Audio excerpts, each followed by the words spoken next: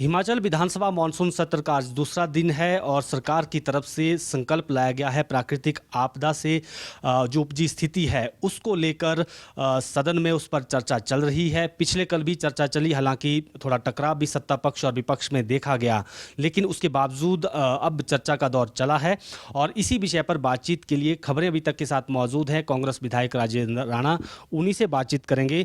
राणा जी, पिछले कल हमने देखा कि सत्ता पक्ष और विपक्ष में टकराव हुआ नियमों को लेकर कि हमारी नियम के तहत जो हमने प्रस्ताव दिया उस पर चर्चा होनी चाहिए, और नेता प्रतिपक्ष कह रहे हैं कि हमारे जो नियम 67 था उस पर चर्चा नहीं होने दी गई है। ओवरऑल आप इस पर क्या कहेंगे और आपको क्या लगता है कि चर्चा ज़रूरी है या नियमों की परिधि में बांधना? देखिए, मुझे एक बात समझ नहीं आती है कि मुख्यमंत्री की तरफ से, सरकार की तरफ से जो है नियम 102 के तहत राष्ट्रीय आपदा घोषित करने के लिए हिमाचल प्रदेश को पहले से ही ये जो है प्रस्ताव जो है वो स्पीकर साहब को दिया गया था, और हिमाचल प्रदेश में जो त्रासदी हुई, आपदा आई है, उस पे चर्चा पहले ही हम लोग करने के लिए तैयार थे।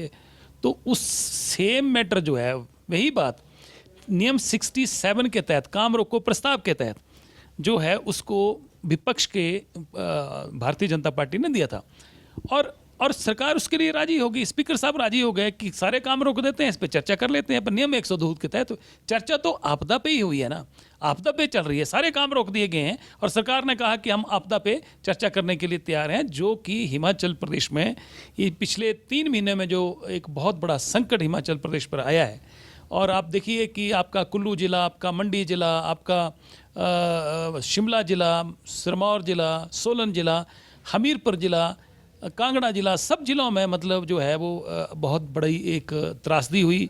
लोगों की लगभग 450 के करीब जानें चली गई, करोड़ों अरबों रुपए की सड़कें जो हैं वो बह गई और पुल बह गए, पानी की स्कीमें जो हैं वो पूरी जो हैं वो जलमग्न हो गई।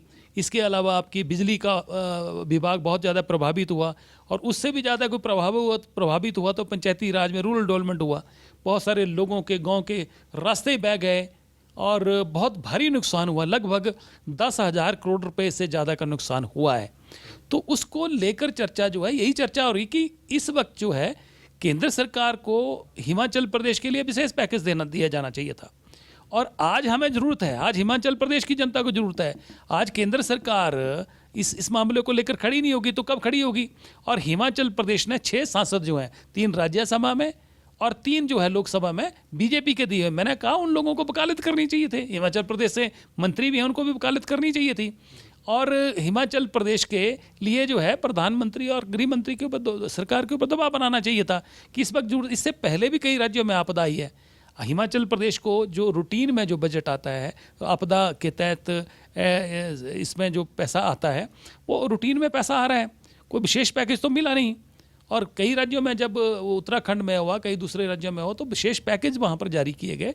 तो इसीलिए राष्ट्रीय आपदा घोषित करने के लिए हम लोग सरकार से निवेदन कर रहे हैं, ये प्रस्ताव हमने जो है वो रखा है ताकि हिमाचल प्रदेश के लिए विशेष पैकेज मिले और फिर से हिमाचल प्रदेश में जो जनजीवन है वो फिर से बहाल हो, और जिन लोगों का नुकसान हुआ है, लोगों के घर जो हैं वो बह गए हैं, लोगों की जानें चली गई, परिवार जो हैं वो इस त्रासदी में जो है वो लोगों ने खोए हैं, तो बहुत बड़ी त्रासदी हुई है। इस पर चर्चा होनी चाहिए और सरकार चर्चा कर रही है। सर, हमने देखा सदन में विपक्ष के नेता बार बार कह रहे हैं कि सरकार का काम सिर्फ अभी ये रह गया है कि केंद्र पर ठिकरा फोड़ना है कि केंद्र मदद नहीं दे रहा है, लेकिन प्रदेश सरकार भी जो जिम्मेदारी थी सरकार की वो नहीं निभा पा रही। देखिए, हिमाचल प्रदेश सरकार ने अपने खजाने से, अपने सोर्सेज से जो है इसको रेस्टोरेशन के लिए में लगी हुई है। अभी तक केंद्र सरकार से तो रूटीन में जो बजट आता है वही आया है, कोई खास पैकेज नहीं आया है। इसीलिए हम बार बार कह रहे हैं कि हर बरसातों में, पहाड़ी राज्य है उत्तराखंड, हिमाचल, ये पहाड़ी राज्य हैं, और जब बरसातें आती हैं तो यहाँ पर नुकसान होता है। और इस बार नुकसान नहीं हुआ, इस बार तो त्रासदी हुई है, इस बार तो भयंकर जिसको कहते हैं कि लोगों का नुकसान हुआ है।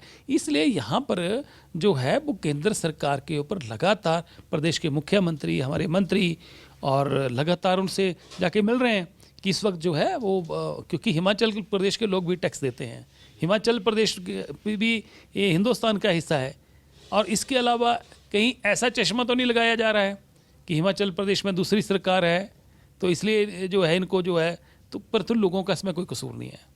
लोगों ने भारतीय जनता पार्टी का वो पूरा सम्मान किया है, उनको भी लोकसभा में जो है 3 सीटें जो हैं इनको दी हैं। तो मुझे लग रहा है कि केंद्र सरकार को चाहिए कि उदारता से इस वक्त काम करने की जरूरत है।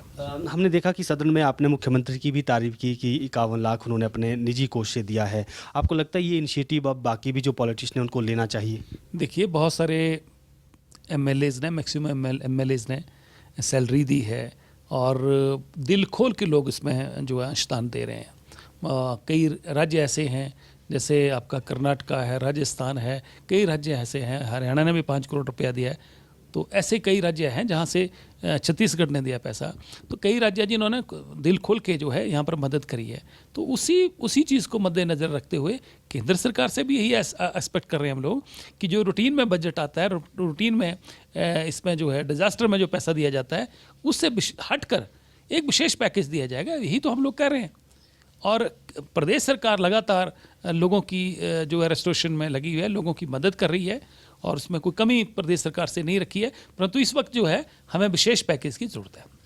राणा जी, सदन सेशन से हटकर सवाल रहेगा क्योंकि मंत्रिमंडल विस्तार को लेकर भी चर्चाएं रहती हैं, आपके नाम को लेकर भी चर्चाएं रहती हैं, लेकिन मंत्रिमंडल विस्तार नहीं हो रहा है। आपको लगता है कि पार्टी को अब समय रहते ये मंत्रिमंडल विस्तार करना चाहिए? लोकसभा चुनाव भी आने वाले हैं, वर्करों की भी जो है इच्छाएँ रहती हैं कि हमारे लीडर जो है वो मंत्री बने, तो इसको लेकर आप क्या समझते हैं? देखिए, मेरा अपना निजी राय है कि जब सरकार बनती है तो सरकार बनाने में सबसे बड़ा योगदान किसी का रहता है तो उस पार्टी के कार्यकर्ताओं का रहता है। आज हिमाचल प्रदेश में कांग्रेस की सरकार आई है तो इसका क्रेडिट जो है प्रदेश की कांग्रेस के कार्यकर्ताओं को जाता है। जिन लोगों ने सड़कों पे संघर्ष किया है, जिन लोगों ने अपने ऊपर मुकदमे जो है वो बनाए हैं, तो मैं तो मुख्यमंत्री से निवेदन करूंगा कि जो मुकदमे जिन लोगों के ऊपर राजनीतिक आधार पर संघर्ष करते समय, धरना प्रदर्शन करते समय बने हैं, वो अभी तक वापस हो जाने चाहिए। और दूसरी बात कि जहाँ तक मंत्रिमंडल का विस्तार का प्रश्न है, अभी 3 मंत्री और बनने हैं और मुझे लगता है कि कांग्रेस पार्टी को ये फैसला ले लेना चाहिए। आगे पार्लियामेंट का इलेक्शन भी है, जिसको बनाना है वो पार्टी हाईकमान का और प्रदेश के माननीय मुख्यमंत्री का विशेषाधिकार है, जिसको बनाना चाहते हैं, ताकि वो अपना काम करे और समय रहते अपना रिजल्ट डिलीवर करे। मुझे लग रहा है कि ये मंत्रिमंडल का विस्तार सरकार को करना चाहिए, ताकि देखो जब सत्ता आती है तो पावर जो है सेंट्रलाइज नहीं डिसेंट्रलाइज की जाती है बहुत, और सारे मिलके इसको सत्ता में लेके आते हैं पार्टी को। तो पावर जो है वो कई लोगों को बांटनी चाहिए और बांट कर जो है वो उन लोगों की जिम्मेवारियां तय करनी चाहिए, उनको रिजल्ट उनसे मांगना चाहिए। तो मुझे लग रहा है कि समय है कि अब सरकार को इस बारे में विचार करना चाहिए। सर, लोकसभा चुनाव से पहले जो इंडिया गठबंधन बना है, आपको लगता है कि सफलता मिल पाएगी उसको? क्योंकि अलग अलग विचारधारा के लीडर्स जो दल हैं वो उसमें मिले हैं, विधानसभाओं में वो अलग चुनाव लड़ते हैं, लोकसभा में एक चुनाव लड़ने की बात हो रही है, तो जनता भरोसा करेगी? देखिए, नई बात नहीं है। गठबंधन इससे पहले भी यूपीए 1, यूपीए 2 में भी हुए हैं, इससे पहले भी हुए हैं। भारतीय जनता पार्टी की जो सरकार केंद्र में बनी है, इन्होंने भी गठबंधन किए हैं।